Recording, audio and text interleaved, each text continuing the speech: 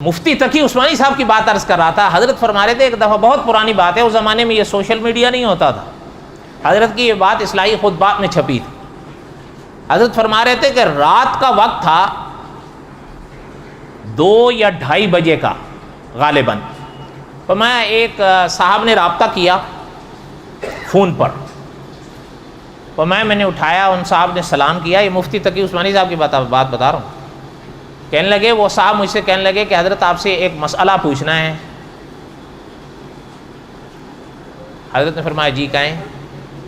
کہ مجھے یہ پوچھنا ہے کہ قرآن پاک میں اصحاب کہف کے کتے کا ذکر آتا ہے، اور اس میں تو کوئی شک نہیں، وَقَلْبُهُمْ بَاسِطٌ ذِرَاعَيْهِ بِالْوَسِيدِ، یہ اسی کا ذکر ہے. تو حضرت نے فرمایا پھر؟ کہنے لگا اصل میں ہمارے دوستوں میں بحث چھڑی ہوئی ہے کہ اس کا رنگ کیا تھا. مفتی تقی صاحب نے فرمایا، کہنے لگا کہ میرا خیال یہ تھا کہ وہ سفید تھا، لیکن میرے دوستوں کا کہنا نہیں، وہ کالا تھا. تو ہم کسی نتیجے پر بحث کے بعد بھی پہنچ نہیں پائے، تو ہم نے آپ کی طرف رجوع کیا کہ آپ اس کے بارے میں فیصلہ فرمائیں.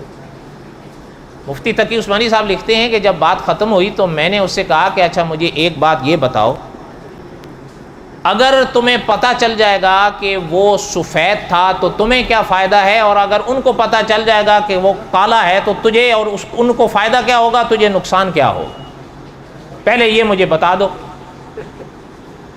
حضرت نے غلط بات کہی. او بھائی صرف اس کا ذکر ہے، اس کے رنگ کا ذکر کہاں ہے؟ وَقَلْبُهُمْ بَاسِطٌ ذِرَاعَيْهِ بِالْوَسِيدِ، بس بات ختم ہو گئی. حضرت نے فرمایا کہ یہ تم کس بحث. اچھا مفتی تقی صاحب فرماتے ہیں میں نے اس سے پوچھا کہ یہ جو فون تم نے کیا رات 2:30 بجے، فون ڈائل کرنے سے پہلے گھڑی دیکھی تھی؟ تو کہ مجھے کہتا ہے جی مجھے دیکھی تو تھی، مجھے خیال آیا آپ تہجد کے لیے تو اٹھے ہوئے ہی ہوں گے تو فون کر لیتے.